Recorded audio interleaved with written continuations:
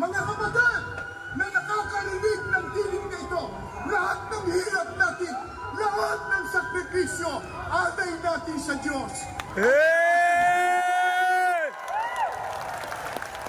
Maraming salamat po. Magandang hapon po sa inyong lahat.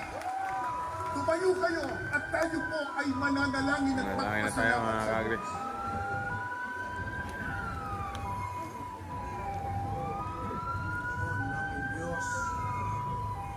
Puso po kaming nagpapasalamat sa iyo sapagkat sumasampalataya po kami sa iyong tulong at patnubay. Kaya namin na isagawang matagumpay ang dakilang pagtitipong ito. Amin. Salamat po ng napakarami sa paggabay mo sa aming namamahala. Ang kapatid na Eduardo Manalo sa pamamagitan ng pagkakaisa ng iyong banal na iglesia. Na isagawa namin ang mapayapang pagkilos para isulong namin ang napapanahong kailangan ng aming bansa sa ikauunlad nito sa kapakinabangan ng mga mamamayang Amin. ang kailangan ng aming bansa'y kapayapaan at pagkakaisa.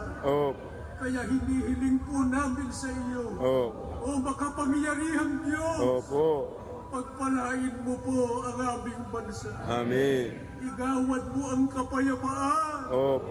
Igawad mo sa aming bansa ang kaunlaran. At sana'y tulungan mo po ang lahat ng mga mamamayang Pilipino. Patuloy mo pong kilusin ang aming damdamin. Isulong namin ang banal na layunin. Amin. At ang lalo namin hinihiling, tulungan mo po ang mga nabibinuno sa aming bansa. Gawin mo po silang nagkakaisa. Gawin mo silang nagkakasundo. Gabayan mo po ang kanilang puso, ang kanilang kaisipan.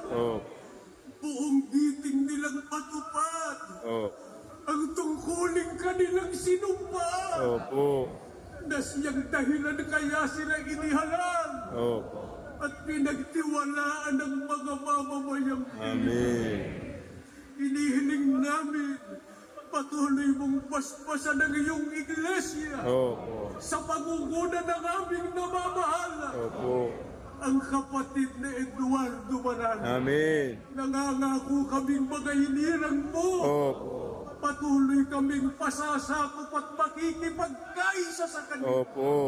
Sapagkat kalooban mo po ang kanilang itinuturo. Amin. Kaisa nila kami sa pagmamahal, sa pagmamalasakit sa aming subalit sa ibabaw ng lahat.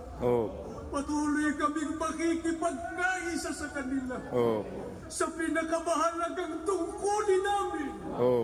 Ang ikaw po'y aming sambahin. Paglingkuran ka namin. Amin. At kailan pa hindi namin ipasusupin ang karapatan at kalayaan namin. Amin. Sa aming mga pagsambat paglilingkod sa Amin. Purihin ka po dakilang Ama. Sa iyo po ang lahat ng kaluluwa. Amin.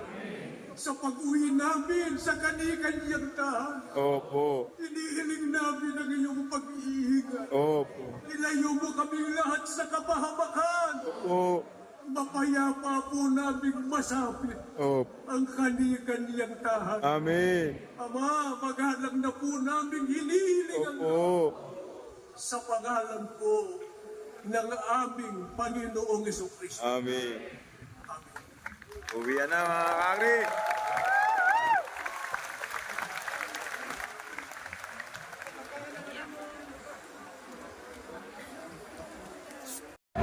Mga kakri, uwian na. Ayan.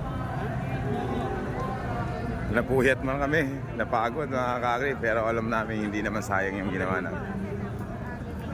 Kahit kailan po magpatawag ang Eduardo Manalo, lagi kami makikipagkaisa.